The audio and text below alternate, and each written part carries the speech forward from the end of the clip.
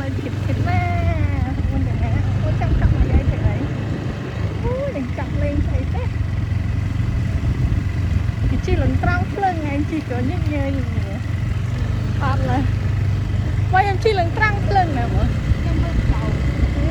em cách cho chị một câu đi tới cách chị một câu stream mà bây giờ là chị một cái chị bảo này kìa